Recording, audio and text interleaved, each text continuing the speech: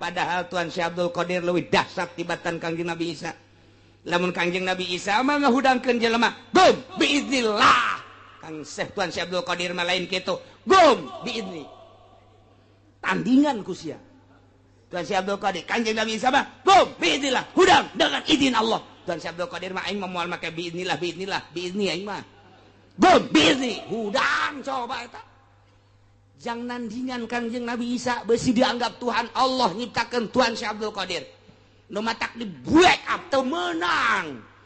Berkumandang Tuhan Syekh Abdul Qadir ajaran-ajaranna di berbagai daerah. Naon sebabna? Sebab Kristen bakal kaledek. Lamun itu mah seorang rasul. Syekh Abdul Qadir mah umat daripada Kangjeng Nabi urang. Kangjeng Nabi urangna beuki leuwih pohara mun daekeun. Umatna bae gumbi inilah. Gumbi ini gitu, lain biinilah deui. Masya Allah. Nah, cek William, tidak ada manusia seperti Isa. Allahumma ya qadiyal hajat, Allahumma ya qadiyal. A'udzu billahi minasy syaithanir rajim. Bismillahirrahmanirrahim.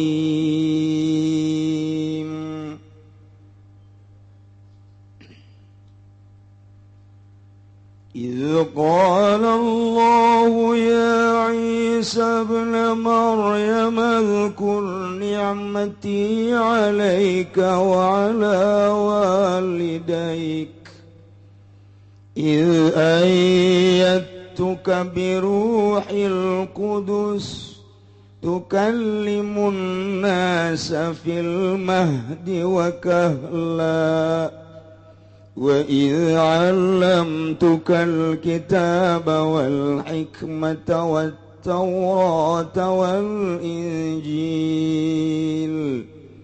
وإذ تخلق من الطير كهيئة الطير بإذني فتنفخ فيها فتكون طيرا بإذني وتبرئ الأكمه والأبرص بإذني وإذ تخرج الموتى بإذني وإذ كففت بني إسرائيل عنك إذ جئتهم بالبينات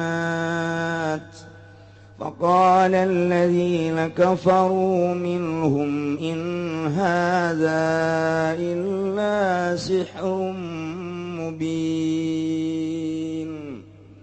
Wallahu a'lamu bimuradi. Qala waktuna ngadauh Allahu sapa Gusti Allah ing lepadi Isa Isa kang puteranang Siti Maryam.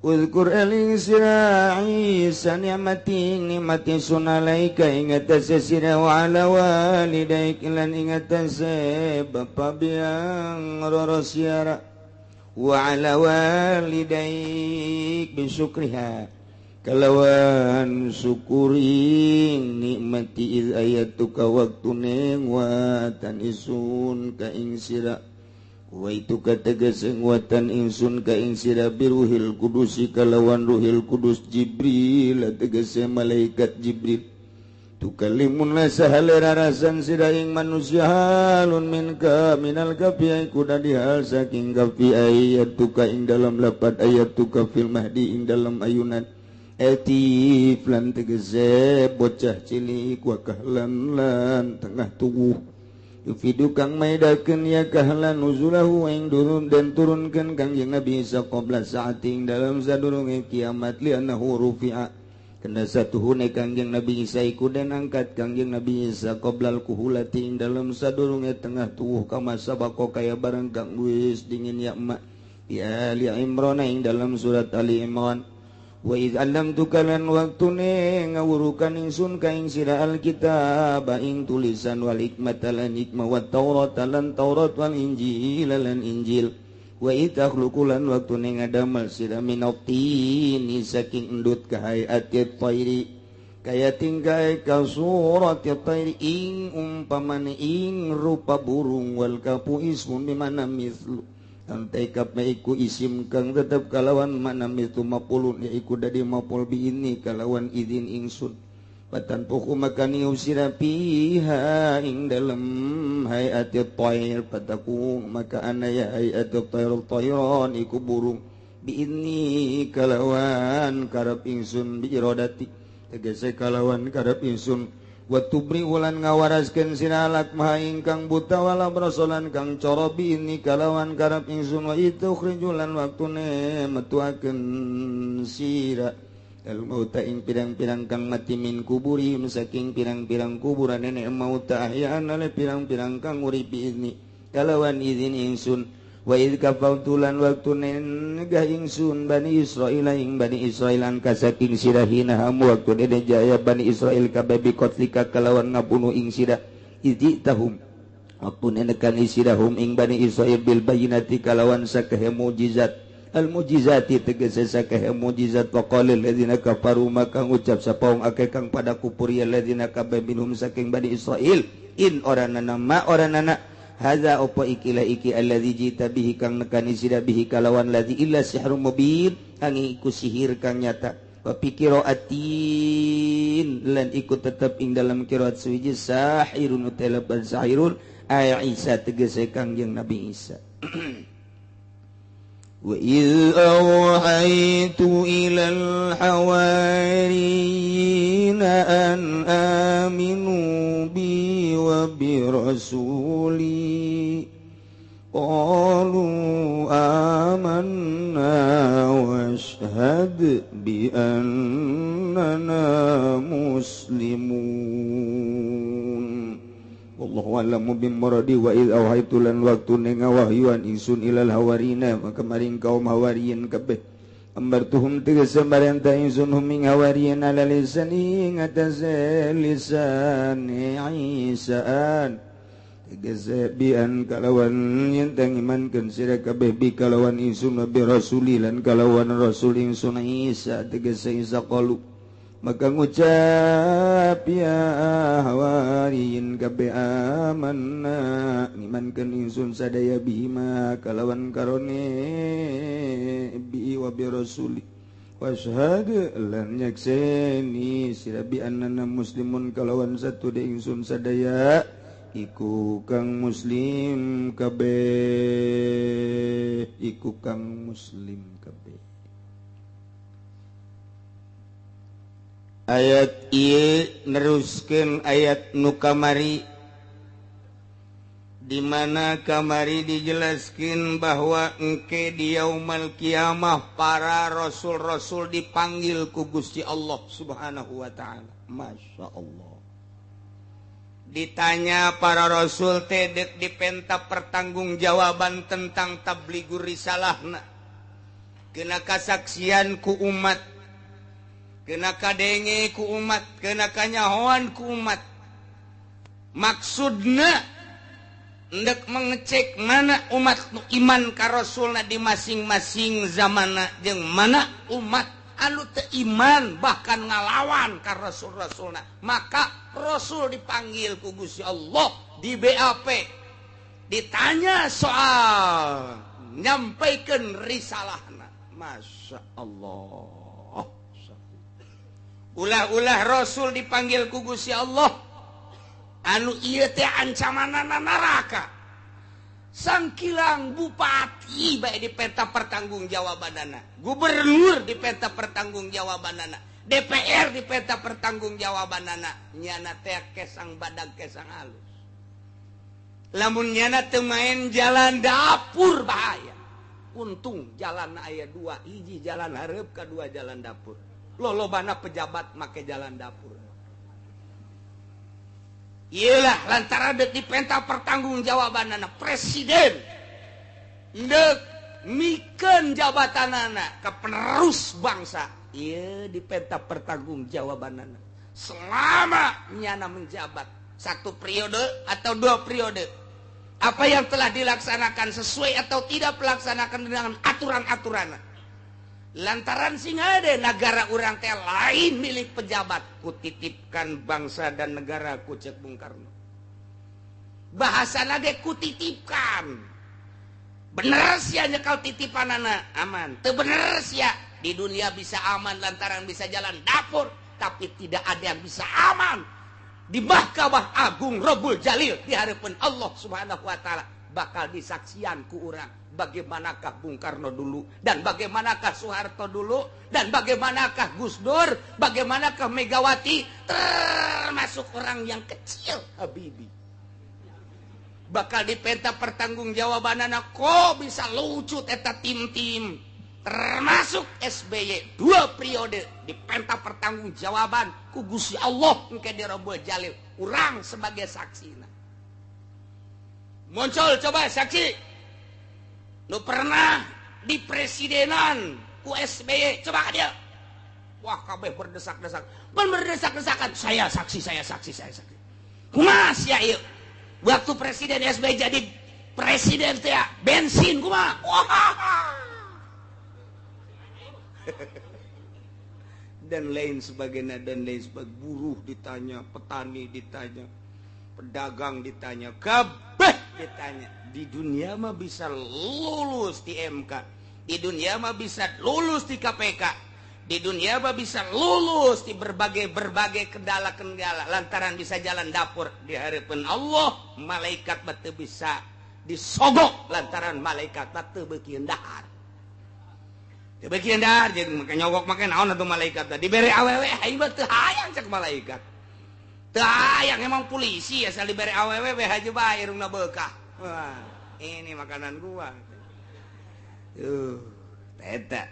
Iki Rasul tadi dipanggil ku Gusti Allah. Ndek ditanya soal tabligur risalana sesuai atawa henteu. Nu bisa ngomong sakitu ge Rasul teh tepat-tepat bae. Ngalaksanakeun tugas dan nu pohara. Begitu dipanggil ku Gusti Allah, kumaha jawabna? Qalu la ilma lana innaka anta allamul ghuyub. Nu bisa jawab kabeh nyanggakeun sadaya-daya ka Gusti da Gusti nu Maha Uning kana urusan-urusan anu gaib mangga nyanggakeun nu ngajawab. Panggil Kangjeng Nabi Isa. Isa maju. Maju Kangjeng Nabi Isa. Tanya ku Gusti Allah. Selama maneh hirup di dunia dijieunkeun pangeran ku umat Kristiani dijieunkeun Tuhan ku umat Katolik dijieunkeun pangeran ku umat Kristen Protestan nah ieu maneh teh nitah ka umat bahwa maneh teh pangeran nyangakeun sadaya-daya Gusti ka Gusti Gusti nu Maha Uning abdi beusi kacaletot ngomong Gusti rempan abdi lantaran ieu teh seuneu di sakelilingna salah seren neraka teu mamrih eta rasul teu mamrih eta nabi teu mamrih eta wali teu mamrih eta kiai komo kiai sakupi wah geus seren tah geus atuh komo lurahna tah manggeus oh geus tah motokodimin ka neraka ge tah mah hese ieu mah mahkamah anu luar biasa ieu ngegeter kabeh ge neraka berhadapan jeung kenyataan ieu mantap Kangjeng Nabi Isa ge nyarieta la ilma lana innaka anta alamul ghuyub Gusti ngangakeun sadaya-daya mangga da aya catetanana Gusti tanya Raqib tanya Atid mangga abdi mah geus teu bisa nyarita beusi kacaletot Isa idh qala Allah waktu nyarita Gusti Allah ka Kangjeng Nabi Isa maksudna didongengkeun bakal ieu teh padahal mah engke di akhirat didongengkeun nu bakal terjadi di akhirat ka urang supaya umat-umat Katolik, Kristen, Protestan termasuk umat nu lain nyahoeun kajadian-kajadian nu bakal ditanyakeun jaga di yaumul kiamah. Masyaallah. Dibacana kuari dimensi pikiran urang ke alam akhirat, alam hisab, alam mahsyar. Ieu teh keur nyaritakeun di alam mahsyar, urang bakal nyaksian. diceritakan kuari abeh nyawan tateta bangsa Katolik Protestan Kristen di sampingnya tak supaya umat-umat lain ge nyaon Kanjeng Nabi Isa bakal dipanggil ku Gusti Allah bakal ditanya jeung diceritakan keistimewaan Kanjeng Nabi Isa padahal Kanjeng Nabi Isa lain pangeran iyalah diceritakan kuari kurang padahal mah ieu nyaritakeun jaga nu bakal terjadi di yaumul qiyamah. Untung orang ngaji alhamdulillahirabbil. Jadi nyaho geus pikiran urang kuari ulah mikiran dasi. Ulah mikiran sapatu herang. Ulah mikiran jas, ulah mikiran samping, ulah mikiran jabatan, ulah mikiran pamajikan, ulah mikiran anak. Kuari teh urang ngahayal, ieu teh di mahsyar. Tadi geus gadahar uduk oh masalah guys. Di mahsyar ieu. Ya Allah. Direnung torikoh mah alam teh mulyana Baitullah mulyana para malaikat termasuk malaikat Jibril kemudian direnung deui ku para waliullah mah Baitul Maqdis direnung deui neraka direnung deui surga direnung deui mizan direnung deui jembatan Shiratal Mustaqim direnung deui ketika orang di BAP renungan-renungan etalah anu membuat dorongan ke batin seseorang nu ngerenung supaya bangkit semangat ibadah ka Gusti Allah Subhanahu wa taala. Mun teu direnung urang kos urang kieu bae. Geus urang mah atuh kuari mah ngadengekeun renungan-renungan para wali-wali Allah. Anu geus jadi nya nama deuketna jeung Gusti Allah teh renungan manehanana ku urang dibaca oh kitu. Januturkeun mah hese aya qanaahan aya zuhudan aya uzlahan kemudian kurang teh tadi deule merenung ka zuhudna para wali qanaahna para wali tawakalna para wali beuh hese jasa lantaran nyana mah keur carita zuhudna bae nu aya bagikeun nu eueuh ulah diteangan saha jelemana satangerang coba ulah-ulah budak sakola geus sama sakola mah ngeueuh jurusan kiai bae nu aya jurusanna eueuh hiji-hiji aja nu aya bagikeun nu eueuh ulah diteangan kitu cuma teu moal bukan naon tugas kitu mah eta urang Cisoka tong ngomong bukan naon tugas kitu mah ieu mah deuk lain nyaritakeun bogana naon deuk nyaritakeun ibadah ka Gusti Allah Subhanahu wa taala eta cenah dahar mun masih keneh mikiran dahar sia ulah make norekat cicing sia ditu ngejedog tu ngojeg sia masih keneh nyaritakeun dahar nginum ngojeg di ditu ulah nyaritakeun torekat mah deuk pepegatan jeung dunia emang dititah ulah loba omong sia disoekeun sia ku aing can datang berarti ilmuna can datang dahar mah nu ngaturna Allah lain urang nginum mah nu ngaturna Allah lain urang mah dititahna ge ibadah ka Gusti Allah cak Gusti Allah laksanakeun hak sia ibadah ka aing urusan rezeki aing nu ngatur ulah sok bilu-bilu urusan aing sia mah aing urusan aing ku sia dipilu-pilu aing urusan sia teu dilaksanakeun tolol sia urang lamun dikitu-kitu di akhirat je maju geus rarasaan teh rarasaan aing neraka geus boga nya ge rarasaan asana sabaraha taun je hirup di dunia 60 pakai naon lolobana hirup di dunia dagang hasil dagangna gemeli sawah hasil sawahna pakai kawin ka karaon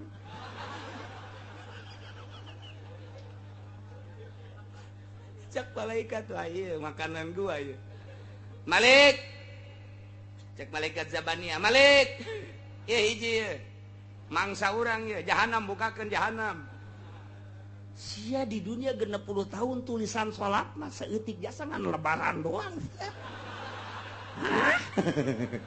ieu lobana sia dagang bae dagang pandagang mah urusanna eta mah rezeki urusan rezeki mah pan Gusti nu Allah nu ngatur cak Gusti Allah ge rezeki mah aing nu ngatur wa ma min dabatin fil ardi illa Allahi rizquha setiap lu kumalangang di dunia boro-boro jelema cacing Allah nu ngarizkian tuma Allah nu ngarizkian sia geus ikut campur urusan Allah aya urusan sia salat sagala puasa henteu cek jabannya seret geus ulah loba omong temen ukus seret diseret cek pemajikan ke haji dadah cek haji sial dadah sia ge bakal di BAP ya sia aduh eta urang lamun inget kadinya masyaallah endeu kumaha nu mantak direnung ieu keur cai renungan para wali teh ngerenung mun aing di BAP disaksian ku manusia triliunan ke nu nga-BAP na malaikat perintah Gusti Allah salah neraka beuh ieu aing hirup coba eta hana sugih henteu kadaan lamun sugih onaman cara batur seubeuh di dunia pan aing mah nya capek mamanggul waluku nya capek nutur-nutur buntut kebo nya capek aing dahar ge nganjeng lauk asin bae ai di akhirat dia kos kieu eta renungkeun ku urang salamet moal aing sih masyaallah lamun urang ngarenung ka dinya ketika urang ditanya sia sok ngaji kan ka Cilongok sok make motor naon Scoopy menang ti mana ngridit teu nyaho sia ngridit haram hah mun urang ngarenung ka dinya Gusti Allah meureun cilaka geus lah Scoopy jual ngridit nu gede deui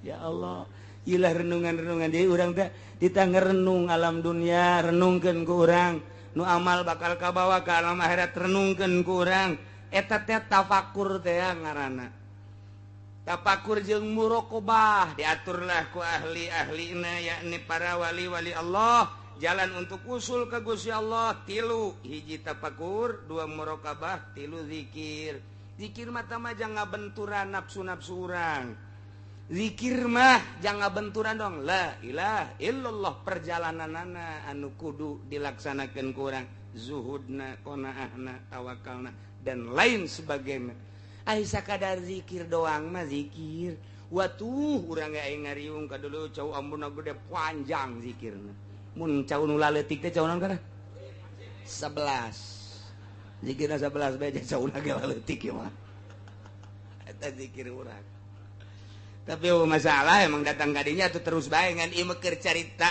jelema nu murni jelema anu berpangkat insan kamil anu lurus ka Gusti Allah tanpa pernah melirik sebelah mata ka dunia tanpa melirik kana jabatan tanpa melirik kana tahta hiji be Allah ieu nu kurang rek dihawalan teh jelema nu model kitu masyaallah.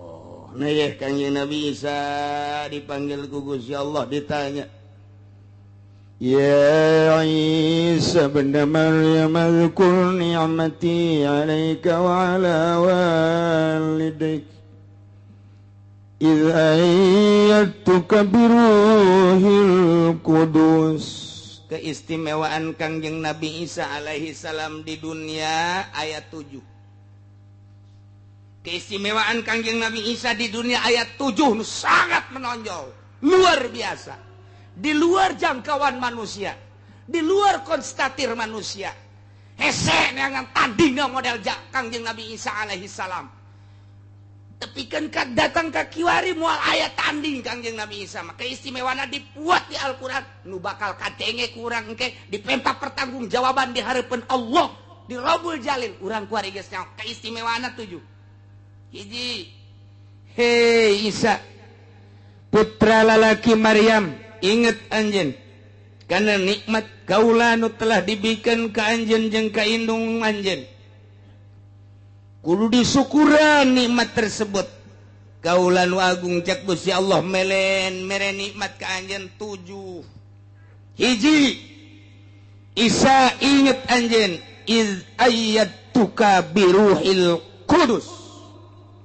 waktuna kaula nguatan ka anjeun biruhil kudus dengan malaikat Jibril kumaha mang tukallimun nasa fil mahdi wa kahla borosot Kanjeng Nabi Isa lahir tanpa bapak Kangjeng Nabi Isa mah putra daripada Siti Maryam.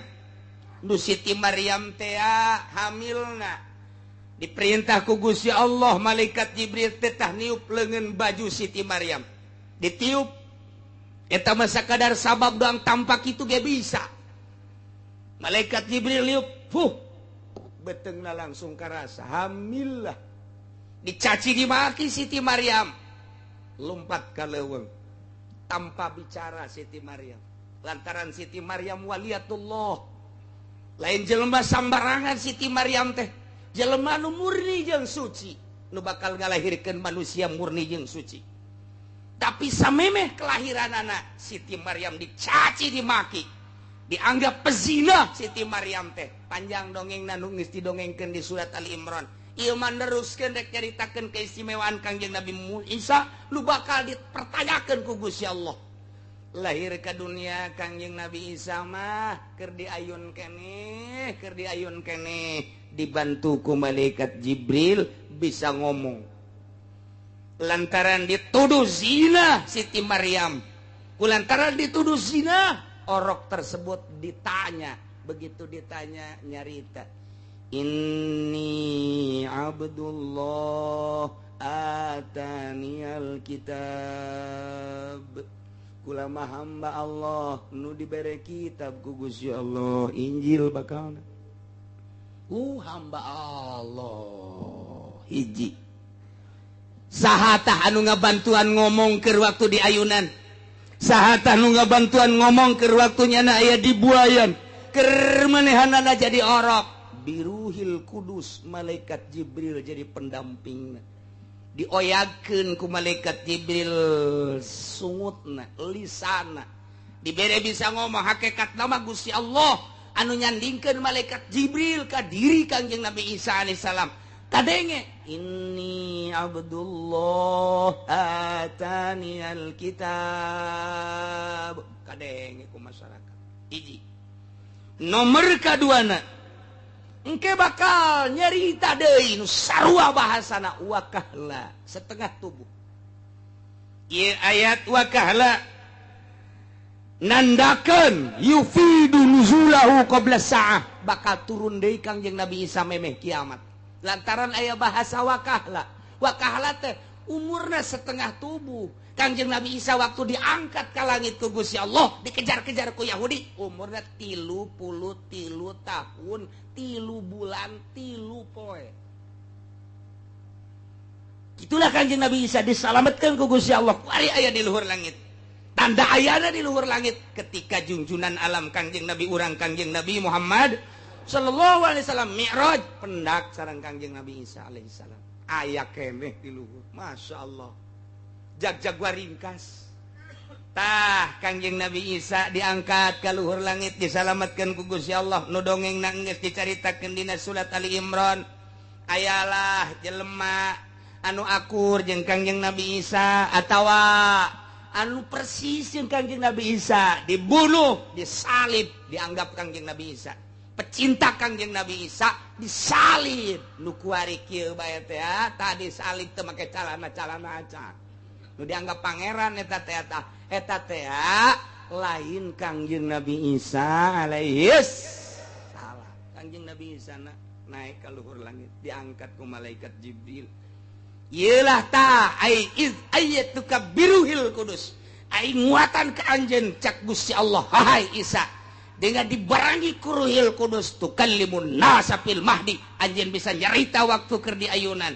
Wa kahla anjeun bisa nyerita anu sarua bahasana ini Abdullah ataniyal kitab ketika anjeun diturunkeun di langit ke dunia engke di akhir bakalna dunia kacau balau anu luar biasa di mana-mana huru-hara sekup lati mimiti sekup keluarga RT desa kecamatan kabupaten wah tuntutanana macam-macam ekonomi lah tuntutanana politik lah dan lain-lain macam-macam antara negara ribut walut dunia Islam terpepet anu bener-bener hayang nyalametkeun agama lompatlah ke Mekah tanda jelema bakal lalumpatan ke Mekah, Mekahna sekitar haram bakal dilebaran di kuari geus mulai. Apapun yang terjadi, milik siapapun cak raja, ini harus dijual, dibeli ku raja, dilebarkan kuari geus terjadi. Madinah dilebarkan. Ieu teh nya nama nyaho atau teu nyaho kana riwayat eta nu dijelaskeun ku Kangjeng Nabi bakal kos kitu bae. Engke di negara masing-masing Indonesia, Malaysia, Thailand dan berbagai negara kobo nu dareket mah di Timur Tengah, Iran, Irak, Turki, Pakistan, India, wabeh datang hatta di Eropa, Spanyol, hatta di Amerika dan lain sebagainya datang ke Mekah nyalametkeun agama. Kebenaran kayak pemerintahan anak teh deui membuka lebar-lebar. Geus nego jeung berbagai negara lantaran terjepit di negara masing-masing. Kuari mah masih hese kede urang jeung igo mah di Mekah. Baheula babari kuari hese engke babari deui asup ka Mekah teh untuk penyelamatan agama, melindungi Baitullah dan lain sebagainya. Engke bakal cari cing di Mekah. Engke menunggu manusia adil Imam Mahdi. Kenu bakal didongengkeun di Qurtubi, turunlah Imam Mahdi untuk melawan musuh Allah, ialah Dajjal. Turun Dajjal teu kuat Imam Mahdi, turunlah Kangjeng Nabi Isa alaihis salam. Kangjeng Nabi Isa engke turun, sanggeus turun ke hararudang nu aya dina surat Kahfi, yakni Ashabul Kahfi. Buksal mina tamliho martunus saribunus dunwanus saribunus kafiar kapsatak tayatatea kabeh hararudang untuk menjadi tentara Allah mengikuti Kangjeng Nabi Isa alaihis. Cek sakaulna lain kitu. Iya Imam Mahdi heula lantaran memehna Dajjal heula. Dajjal teh pohara jasa bisa hiber ti Amerika ka Indonesia, kamari bakal karak David hungkul. Engke mah bisa hiber ti Amerika ka Inggris, ti Amerika ka Jerman, ti Indonesia ka Arab, hiberannya nama naon nu dicekal jadi emas, leungeun ka tuhu bakal jadi surga, leungeun keca bakal jadi neraka. Nyana ngaku-ngaku pangeran, asal teu percaya dibunuh ku nyana, asal teu percaya dibunuh. Mending dibunuh teh ngan saukur dibunuh mah, dibunuh, diusap, dihudangkeun percaya henteu sia aing pangeran. Jelema kualut kabeh sujud ka Dajjal, kuari mah kakarak sujud ka atut doang.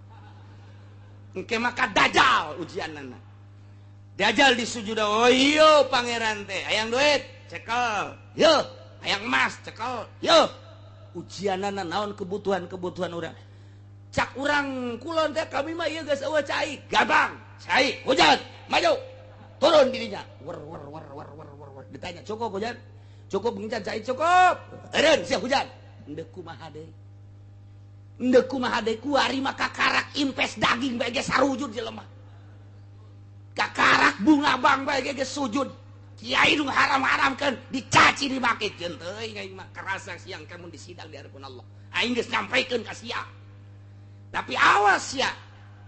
Kuat henteu sia nang tangan siksa Allah. Nah, ieu kuari ge sararujud kana kos karar itu. Jabatan disujudan tanpa jabatan moal dahar murtad sia. Murtad sia, maca 2 kalimat syahadat.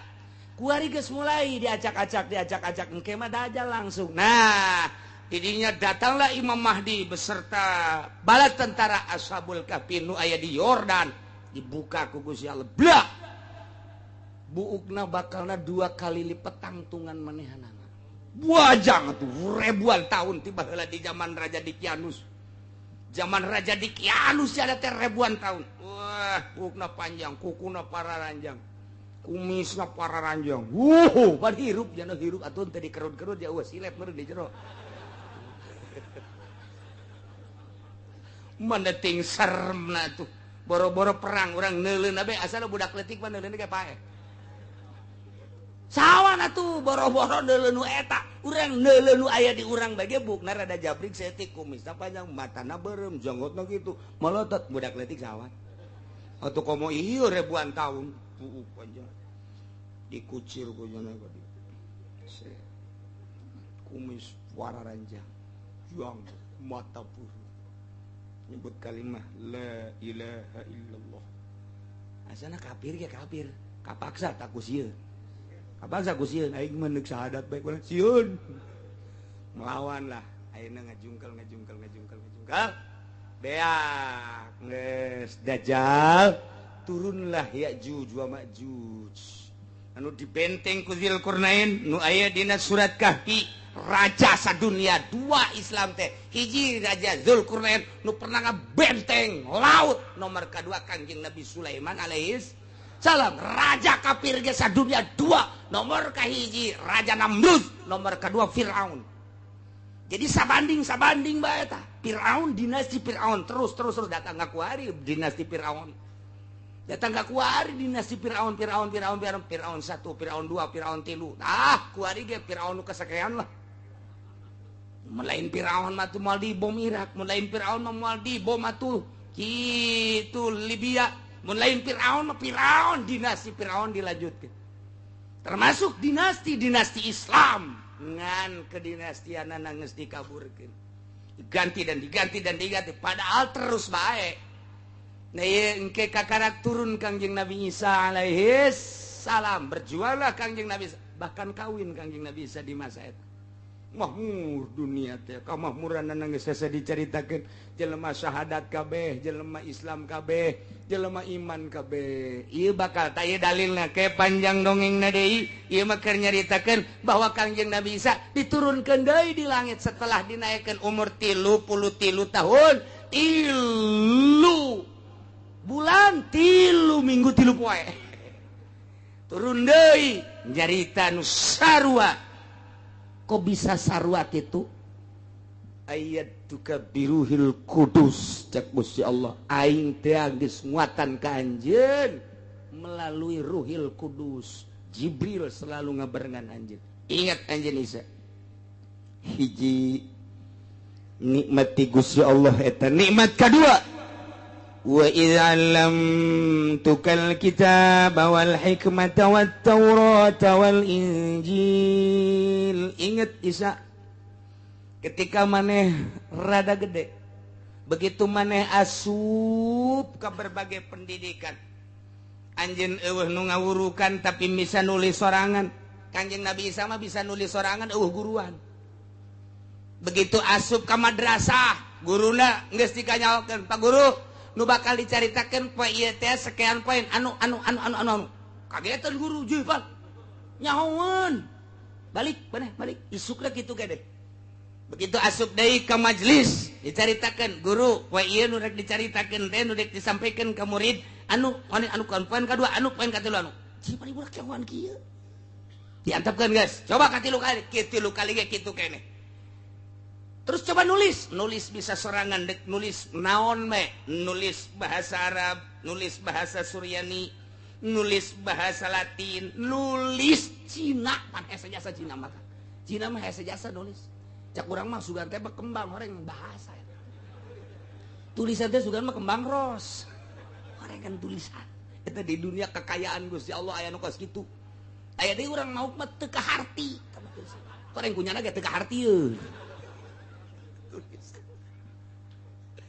tak eta teh dibantu ku malaikat Jibril sehingga nulis naon bae jana teh paham bisa ngarti ya Allah ya Rabbi keistimewaan Kangjeng Nabi Isa lain lalawara bahkan nyahoeun nu diayakan nu di kantong anjeun teh eta teh aya kertas tulisanna di jero anu kageteun jelema jipan bisa nyaho kitu Isa ya Allah ya Rabbi wa iz 'allamtukal kitab tadi mana di jero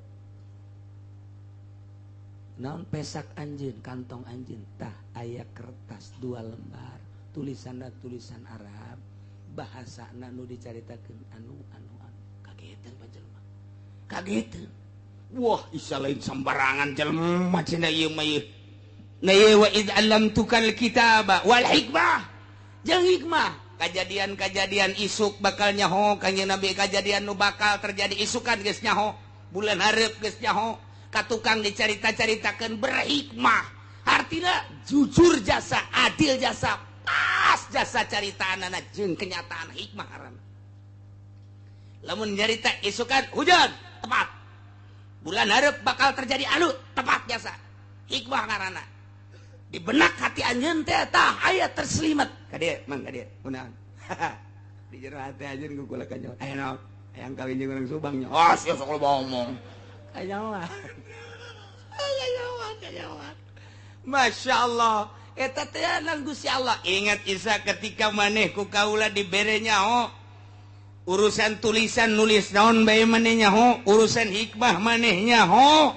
Bahkan wat Taurat wal Injil. Kitab Taurat maneh mapan nyaho. Maneh nyaritakeun ka umat anjeun dina kitab Taurat diturunkeun ka kitab ka Kangjeng Nabi Musa mah eusina sakean dibacakeun ku Kangjeng Nabi Isa. Teu pernah belajar Kangjeng Nabi Isa tapi bisa. Masya Allah, urang mah belajar datang ka kolot teu bisa-bisa.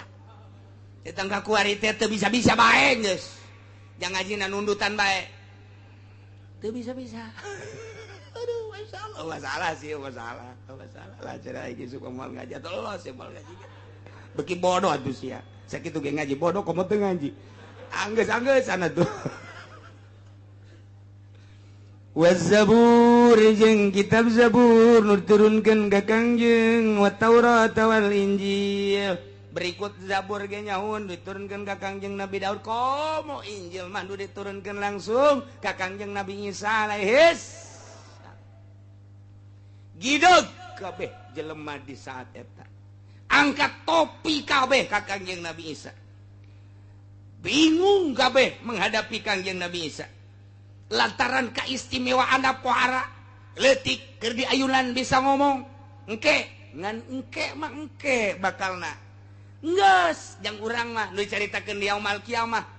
Ketika Kangjeng Nabi Isa diturunkeun engke encan engke di zaman mantes zaman Imam Mahdi. Encan kalaksanakeun ieu mah wakah lama. Nomor kaduana, Kangjeng Nabi Isa bisa nulis berbagai bahasa, tulisan-tulisan bisa. Nomor katiluna nyahuun karena isi kandungan di jero hate manusia, bahkan tulisan-tulisan jeung nyaritana tepat sangat berhikmat, jujur, adil. Moal aya mungkir ka ucapan Kangjeng Nabi Isa. Nomor selanjutnya apalin kitab Taurat, apalin kitab Injil, kitab Zabur, komo Injil mah pohara jasa. Geus teu bisa kukumaha manusia saat eta menghadapi zaman Kangjeng Nabi Isa alaihis salam. Mana dari keistimewaanna? Ingat Isa cak Gusti Allah. Wa takhluqu minat tini kahayati at-tayri fatanfukhu fiha fatakunu tayran biizni. Kangjeng Nabi Isa teh nyokot lempung kemudian diemple-emple dirupakeun manuk manyar. Manuk manyar ya sia ka manuk manyar. Teh nyarahoeun sia mah manuk manyar mah mun musim panen baheula lolobana manuk manyar. Manuk manyar teh resepeunana jeung ayana ku Gusti Allah entah mah saat-saat geus barareukah. Teh eta teh babarengan jeung manuk peking. Nu mantak di sawah teh aya bebegig. Eta teh jang nyingsilnan manuk manyar jeung manuk peking. Sisa batenya apaan? Ya sia mah pabrik nyahona. Oh, engke di kitu-kitu dioyak-oyak guprak manuk hiber. Tah manuk manyar teh tukang malingan pare nu aya di sawah. Baheula mah nu maling di sawah teh manyar. Manyar kuari mah make dasi. Beda rupa doang sebenarnya. Manyar namanya teh eta kene. Nah dirupakeun ku Kangjeng Nabi Isa dibentukeun manuk begitu-gitu aju ku Kangjeng Nabi Isa ditiup. Begitu ditiup hiber bisa sasada coba eta. Lempung dibentukeun manuk ditiup hiber jadi manuk beneran. Pan eta lain bantrak-bantrakeun. Nu mantak baheula mah eta bangsa tukang ngangon-ngangon karena itu. Tukang ngangon ge nyokot lempung nu hideung diemple-emple aja di bolongan ditiup ngan teu jadi manuk. Sasada doang tui di bolongan kiri katuhu engke dikitu-kitu cek jana mah pajar manuk beureunanan puguh eta mah lempung keneh nurutan Kangjeng Nabi Isa ngan teu kesampean. Aya dongeng naorengan eta patani baheula teh aya dongeng naoreng pangangon teh wasak nyieunnan tina lempung mun rapi gitu-gitu kujana aju ditiup di bolongan pinter jasa. Dibawa ka imah kolotna ngamuk ulah dibawa ka imah ulah sok ditiup kos kitu kunaon sok eueuh beas di imah gabah sok hepek siap carekan cenah mun mawa ola olie eta ka imah bangsa nu huhu nu karar itu tah bangsa suling bangsa ola olie anu dina naon garang-garana kitu trompet termasuk manuk nu harus carekan ngomong diceun kunaon ye gabah hepek sia moal aya eusian atuh kuari mah atuh panekol sekali itu dibawa ka imah mata eueuh gabah di gabah suling dibawakan ka imah gitar dibawakan ka imah baheula mah anti imah diasupan ku nu kos kitu mata budak angon teh neundeuna ge jauh ti imah beusi dicarekan ku abah kuari mah abahna suling sia ka mana coba aing nyobaan ieu tolol bapak beda zaman kamari ieu zaman kula leutik jeung zaman ayeuna jauh bedana masyaallah zaman murni budak nenden ola-olie nenden suling nenden mamanukan ge embung di imah di saung bae di dieu tadi tutupan ku nyana ku talokop kunaon diteuneung dia besi ka nyahoan ku abah budak kuari mah talokop ge teh nyahoan talokop teh talokop awi teuneun di dinya besi ka nyahoan ku abah ku emak sok nyarekan isuk-isuk kakarang ditempo deui jujur jasa budak baheula masyaallah embungeun mawa nu kitu ka imah besi teu dahar cak eta ieu keistimewaan Kangjeng Nabi Isa nyeun mamanukan tina lempung ditiup hiber sasada jadi manuk beneran tonton ku jelema pohara jasa Isa tah eta keistimewaan Kangjeng Nabi Isa alaihis mana deui keistimewaan teh tambah deui keistimewaan anu nomor kalimana wa tubriul kaopatna wa tubriul akmaha wal abrasa biizni buta bisa nyagerkeun nu lampang nu buta bae nu sakitu hesena bisa dicagerkeun lampang nu sampai ka ayeuna obatan ku Kangjeng Nabi Isa mah diusap doa aya jelema buta usap Kangjeng saya muka aya jelema lampang corop usap aya jelema kitu nu sok baruntung danan ngaran-ngaranna lepra kusta lepra usap cager mau nyeri huntu mah di deuleu doang cager jadi untuk angga sasal diri geus cager ieu keistimewaan Kangjeng Nabi Isa alaihis salam masyaallah paling dahsyat deui nomor kalimat wa tukhrijul mauta biizni waktuna Kangjeng Nabi Isa alaihis salam bisa ngahudangkeun jelema nu geus maot nu geus puluhan tahun ratusan tahun ribuan tahun di jero kuburanana bisa dihudangkeun ku Kangjeng Nabi Isa ieu teh alat mukjizat jang tablighur risalah supaya umatna iman ka Kangjeng Nabi Isa bahwa Kangjeng Nabi Isa teh utusan Allah dibere keistimewaan coba Isa mun bener maneh Rasul Allah tah kuburan coba tah ulah nyieun manuk geus nyieun manuk mah jadi emplek-emplek itu kadeule tah di jero kuburan hudangkeun teh Kangjeng Nabi Isa mun kula bisa ngahudangkeun mana iman kami ditepak doang ku Kangjeng Nabi Isa ya sahibal maqbarah gum biidznillah bukanya nah teh nu kaluar teh jelema hideung kos orang Afrika nyanyi bari goyang-goyang tong teng tong teng tong teng tong teng tong teng tong teng tong teng tong teng eta kabeh gideung bae beu Isa sihirna pohara amat sihir tuh padahal mah eta teh mukjizat coba tanya cek kaumna ditanya menanta saha anjeun abdi hirup di zaman raja di zaman Kangjeng Nabi Daud alaihi salam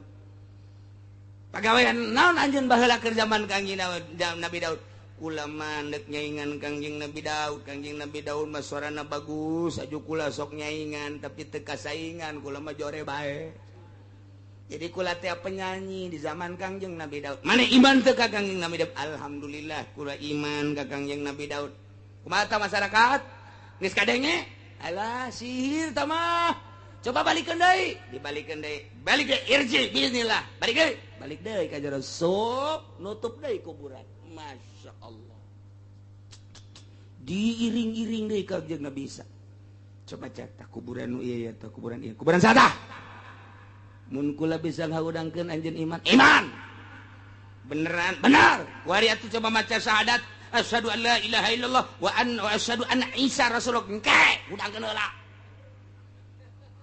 dihudangkeun ku Kangjeng Nabi Isa ya sahibal maqbarah gum biidznillah hudang dengan izin Allah dan iradat Allah blak muka assalamualaikum ya Isa waalaikumsalam cek Kangjeng Nabi Isa man anta ana Yapis ibnu Nuh kuli kuring ia adalah Yapis putra daripada Kangjeng Nabi Nuh. Masya Allah kurang kumaha cek kaum lagi balikeun deui oke heula cek Kangjeng Nabi Isa ditanya heula anjeun nyaho ka kula nyaho saha kula Isa alaihi salam kula teh sebagai naon Rasul Allah saha jelema anu iman ka Isa kuari salamat lamun jelema teh iman bakal cilaka ulah kos kitu balikeun deui ka kuburan wah nu bae dah blon Masya Allah cek Kangjeng Nabi Isa RJ biidznillah balik deui ka jero kubur loba-loba deui nu dihudang-hudangkeun ku Kangjeng Nabi Isa tetep bae teu iman sebagian kecil nu iman ya Allah ilah keistimewaan Kangjeng Nabi Isa alaihis wa idz kafaftu bani Israil anka idz jitahum bil bayinat ingat Isa anjeun waktu dikejar-kejar ku Yahudi ketika anjeun nyampaikeun dakwah ketika anjeun nampaikeun risalah titah ngimankeun ka aing cak Gusti Allah itu di akhirat maneh teh titah nauhidkeun ka aing jeung titah percaya ka anjeun bahwa anjeun teh sebagai rasul aing kemudian anjeun ngaluarkeun berbagai mukjizat-mukjizat ti aing tapi geuning umat-umat Yahudi mah tetep bae mempertahankeun gede huluna tidak iman ka anjeun bahwa anjeun teh sebagai utusan aing endahan dikejar-kejar anjeun teh pan anjeun teh dikejar-kejar begitu deuk beunang pan anjeun diangkat ka luhur langit aing pan eta cek Gusti Allah nu nahan ti kejaran Bani Israil Yahudi nu rek ngabunuh anjeun ingat iz kafaftu ketika aing nahan Bani Israil ka Bani Israil anka terhadap anjeun hina amu bikotlika ketika eta Bani Israel dek ngebunuh anjeun ijitahum bil bayinat ketika anjeun menyampaikan risalah ka manehanana dengan berbagai mukjizat faqala alladziina kafaru kumaha cek jelema-jelema nu kafir faqala alladziina kafaru minhum in hadza illa sihrun mubin Yahudi nu kafir kana karasulan Kangjeng Nabi Isa ngomong nage inti aya haza anu ku anjeun disampaikan berbagai mukjizat ieu mah teu aya naon illa sihrum mubin sihir ieu mah Isa dina hadis dina ayat lain mah dicaritakeun illa sahirum mubin ai sahirun mah isim fa'il ai isim fa'il mah berarti ka Kangjeng Nabi Isa na anjeun mah pasihir Isa percaya ka Kangjeng Nabi Isa alaihis keistimewaan luar biasa Kangjeng Nabi Isa hiji deui wa idz auhaitu ilal hawariyin an aminu bi wa bi rasuli ingat anjeun Isa ketika kaula ngawahyuan ka kaum hawariyin maksudna mere ilham amartuhum ala lisanihi aing marenta ka kaum hawariyin atas lisan Kangjeng Nabi Isa supaya minubi wa bi rasuli ariman anjeun ka kaula ya ne ka Gusti Allah jeung ka rasul kaula dibere ilham qalu ngucapna kaum hawariyin teh kumaha amanna washhad bi annana muslimun kaum hawariyin teh pengikut-pengikut Kangjeng Nabi Isa ashabu Isa wa khawasu pengikut Kangjeng Nabi Isa anu kuat imanna ka Kangjeng Nabi Isa alaihi salam anu dibere kaleuwihan kaistimewaan terus tutur-nutur Kangjeng Nabi Isa iman dibere ilham ketika kita iman ka Gusti Allah jeung ka Kangjeng Nabi Isa nyana ngomongna amanna kami iman ka Kangjeng Nabi Isa iman ka Gusti Allah iman ka Kangjeng Nabi Isa alaihi salam kemudian wasad saksian ku anjeun Isa bi annana muslimun kami majelema nu muslim iman ka anjeun iman ka Gusti Allah jeung iman ka anjeun saeutik kaum hawariyin teh nu ngabantu kana kalangsungan dakwah Kangjeng Nabi Isa alaihis kumaha eta cek kaum Nasrani dulur kebehan ingat tiba heula datang ke kiwari asana zaman mencatat eueuh duana manusia model Isa oro keneh bisa ngomong lahir suci ti wanita suci Maryam alaihissalam barijeng tanpa bapak kesucianan nu luar biasa kanyahona mulai ditulisan berbagai tulisan jeung rahasia-rahasia hikmah Injil, Taurat, Zabur nyawan moal ayat tanding manusia model Isa kemudian nyana bisa nyieun hewan bisa ngahudangkeun jelema nu parareh ratusan tahun ribuan tahun bahkan keistimewaan nyana bisa hiber bisa nyiples guys setelah Isa tidak ada sekarang kita nobatkan rame-rame bahwa Isa adalah bukan manusia tapi Isa adalah Tuhan. Setuju? Cak kaumna setuju. Ulah letik-letik atuh saya setuju na. Nu gede. Dengan keistimewaan Isa mulai dari kelahiranana sampai kanyana dakwahna istimewa moal aya tanding ti baheula dan sejarah mencatat sampai kiamat pun tidak akan ada bandingannya Isa alaihissalam. Kita nobatkan Isa sebagai Tuhan. Setuju? Setuju. Maknya pangeran dinobatkan ku manusia. Otak pikir. Aing memeh Isa pangeran saha? Maknya manusia, Isa manusia dilahirkan hanya jadi pangeran. Teu kaharti. Ayatna yeuh.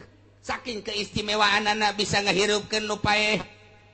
Bisa nyieun manuk dihirupkeun dan lain-lain sebagainya hikmah nu geus nu encan bisa kanyawan ku Kangjeng Nabi Isa ja nu kieu mah adalah pangeran kita nobatkan Isa adalah Tuhan pembantu Isa Rohil Kudus Tuhan pencipta alam Tuhan Allah Tuhan tiga Tuhan Allah Ruhul Kudus Jibril dan Isa tiga menjadi satu Tritunggal tiga tunggal satu tiga jadi satu itu adalah Tuhan kuari diganti 3 in 1 sampo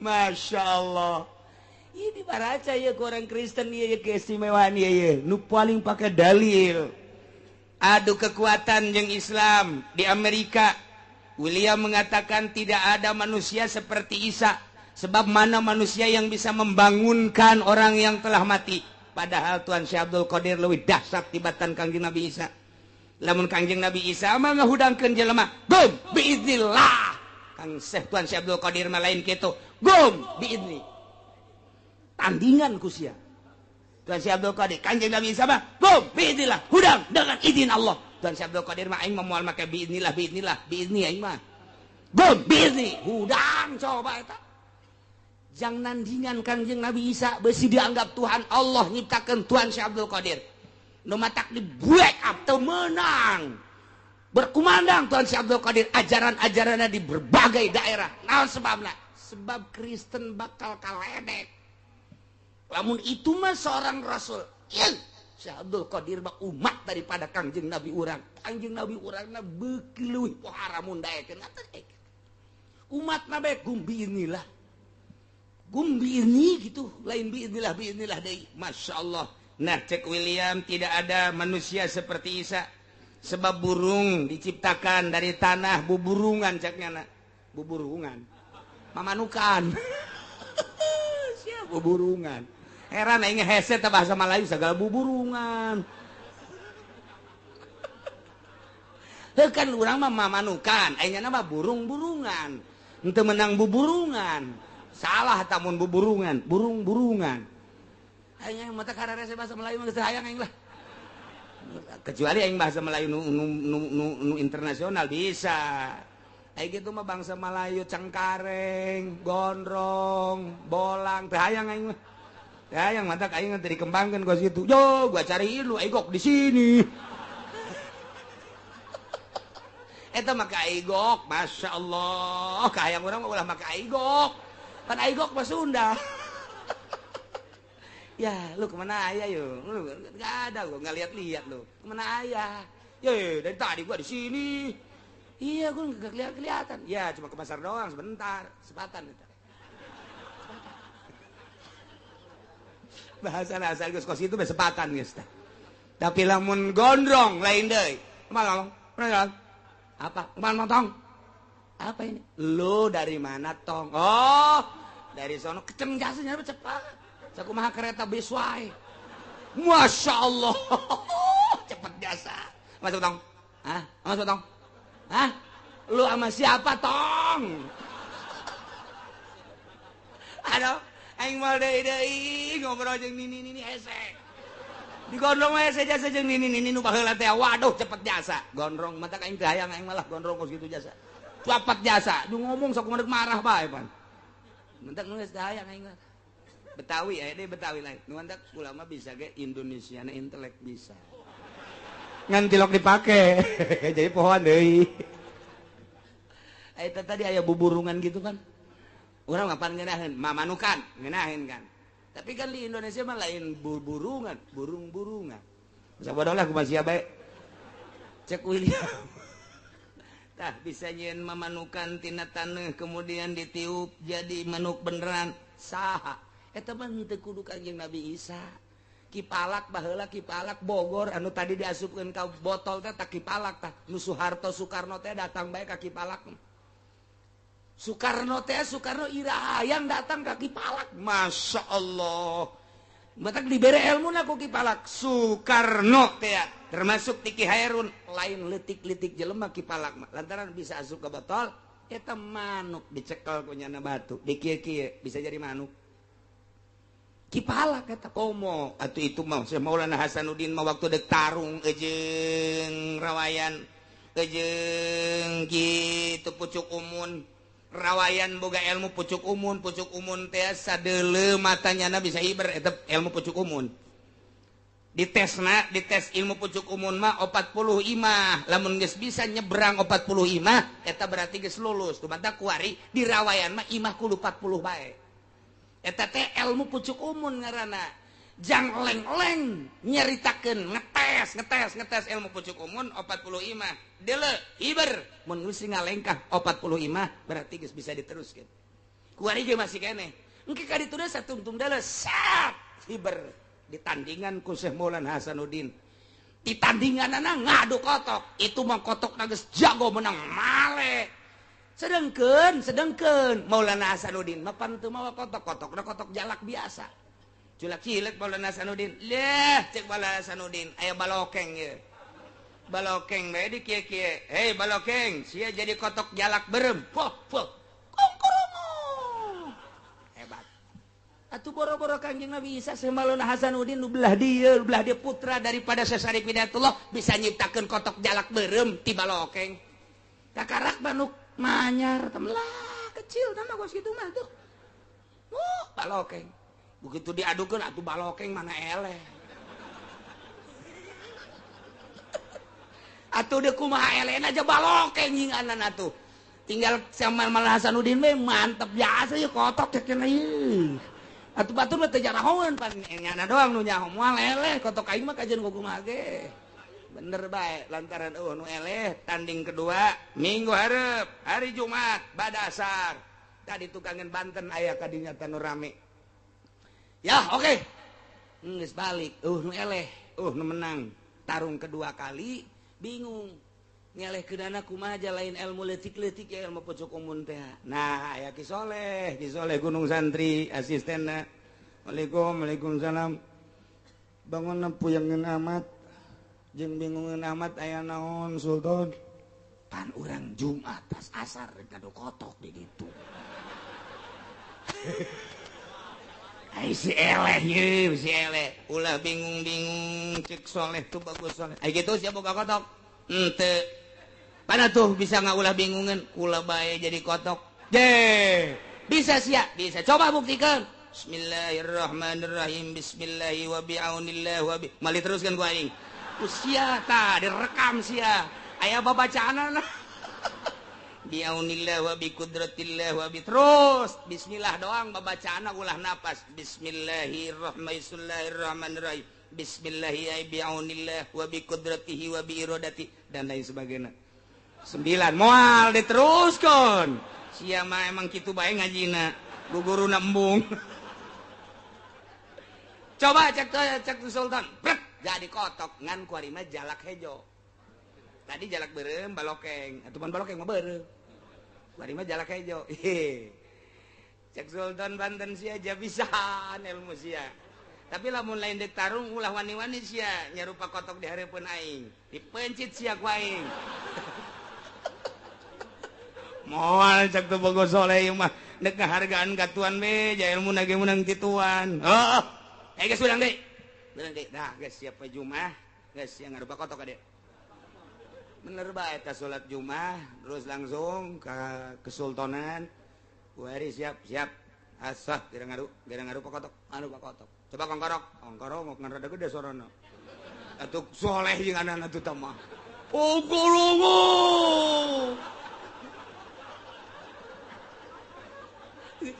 jak Sultan Maulana Hasanuddin ulah pati lo pongkorongo kieu aja ngadu mah ngadu wae.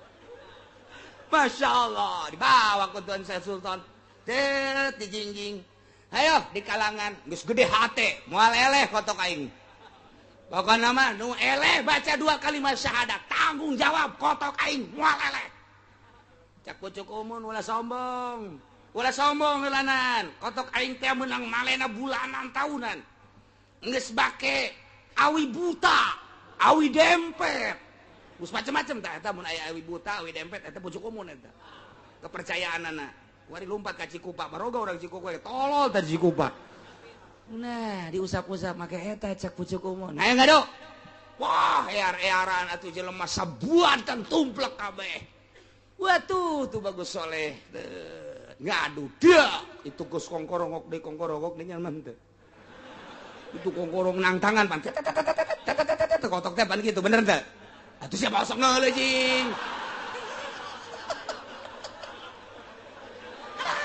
pemain kotok kabeh horenganan Masya Allah nah tidinya kongkorok pas iya tuh bagus soleh rongok sia sakali mah kongkorongo kageteun urang pucuk umun kitu amat ya asana lain suara kotok teh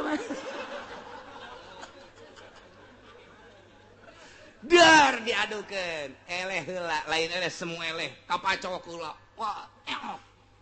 wah urang pucuk umun surak sia lalab beakeun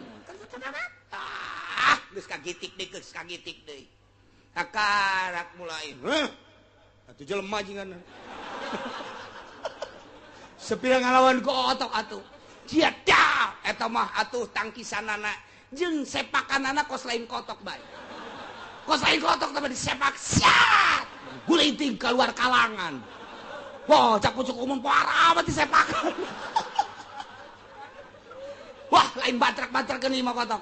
Cekel deui kotok, diadukeun kalinya. Tat. Buak. Disuekeun burak. Aduh, cak Malansan mah kitu-kitu deui atuh. Datang ka ucutan kieu ieu bohong.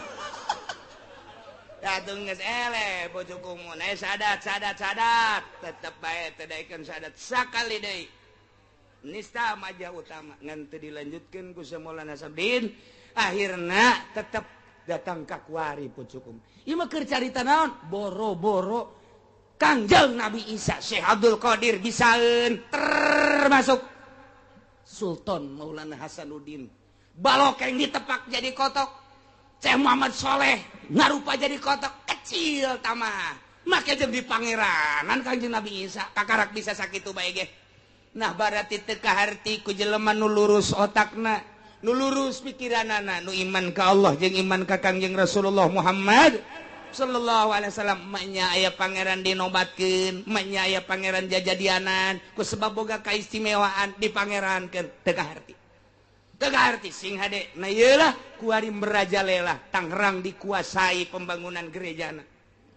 Sing hade geus urang tingali di Sumarekon, tingali di BSD, di berbagai daerah gereja maruncul. Padahal bupati na muslim, padahal DPR na muslim mayoritas, padahal camat na mukmin jeung muslim, padahal lurah na muslim. Tapi kok tanda tangan nyana teh waniun 10-20 juta atau mobil ratus-ratus juta awakna dek dibeuleuh di neraka jahanam. Inggis amat aing boga lurah kos kitu. Inggis amat aing boga bupati kos kitu. Inggis amat boga gubernur kos kitu. Naon bedana tuh gubernur muslim jeung lain muslim? Mantak naon atuh bedakeun saeutik. Cenah kan demokrasi. Deuleuh heula lokasina geus memungkinkeun apa henteu. Harus ada izin warga yang betul-betul sudah mayoritas Kristen.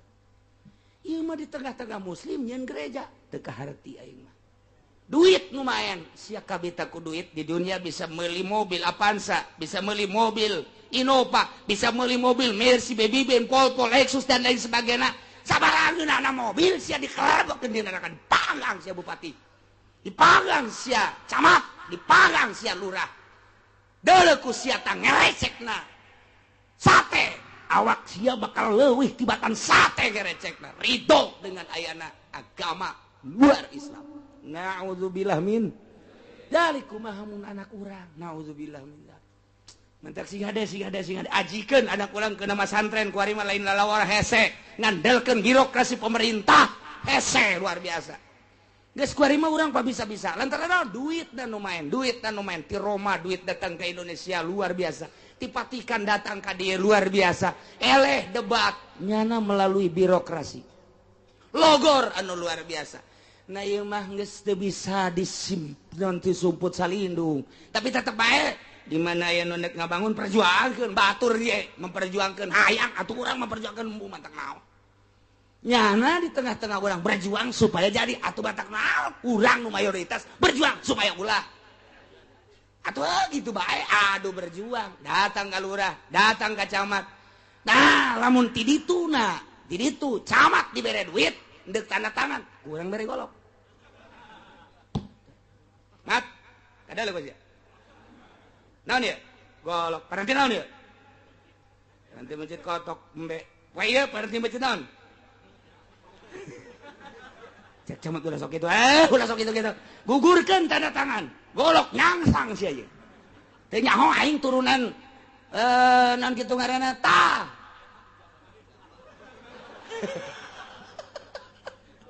masyaallah sia mun teu nyaho aing urang teureub teu nyaho sia galagat orang teureub sia aing mah kajen teuing paeh ge sabilillah asal ulah jadi gereja awas sia beuheung sia urang mana sia camat di pan ieu mah bupati da ku aing diringsekeun atuh ngomong-ngomong ngeulanan urang jang naon kajawaraan teh tah kos kitu ai di pabrik kututang ketenteng hanya hayang jadi satpam doang golok nyangsang ai ieu diantepkeun hudang terep hudang waru hudang pasar kemis di pasar kemis mah tilok ieu gelut dengan menangan doang pasar kemis mah ai gelut mah tilok ngan jadi raja eta urang pasar kemis nu gelut mah urang sejen tapi nu jadi raja urang pasar kemis belum tah pasar kemis. Gailah cerita dinobatkan menjadi Tuhan teu kaharti karena boga keistimewaan dinobatkan jadi Tuhan. Menya pangeran dinobatkeun ku manusia. Tetapi ai katutupan mah pan batinna masyaallah geus datang ka kuari didawahkeun kuari ge. Sing ade besi aya nu make baju putih ka luhur hideung ka handap. Sing ade anak urang bejaan Kristen dah. Kristen kiai kebenaran make nu kitu. Ingat dah. Oh, ieu mah paingan sekupi ieu mah ya. Da ieulah caritaan dina Al-Qur'an nu bakal ditanya ku Gusti Allah jada yaumul kiamah, nu bakal disaksian kadenge ku urang kabehan, urang memeh kiamat jaga geusnya heula ti heula nyaritakeun keistimewaan Kangjeng Nabi Isa nu kemudian dinobatkeun ku masyarakatna menjadi Tuhan Allah, Tuhan Ruhul Kudus, Tuhan Anak atawa Isa. Ulah urang mah pangeran mah hiji, la awwala lahu wa la akhir, awalun bila ibtida wa akhirun bila intiha, hiji bae Allah Subhanahu wa ta'ala. Orang kudu percaya ke Rasul Allah, percaya ke Kangjeng Nabi Isa bahwa Kangjeng Nabi Isa lain pangeran, Rasul Allah. Percaya ke Kangjeng Nabi Musa lain pangeran, Rasul Allah. Percaya ke Kangjeng Nabi Nuh lain pangeran, Rasul Allah. 25 rasul wajib dikanyakan lain pangeran, Rasul, termasuk Kangjeng Nabi urang, Kangjeng Nabi Muhammad sallallahu alaihi wasallam lain pangeran, Rasul. Pangeran mah hiji, Allah Subhanahu wa ta'ala. Bakal nyaritakeun kahayang kaum Hawarin, pecinta-pecinta Kangjeng Nabi Isa anu nyana selalu mengikuti Kangjeng Nabi Isa ke boga kahayang mohon ka Kangjeng Nabi Isa ke minggu hareupeun teu kaburu ngabesan. Wallahu alam.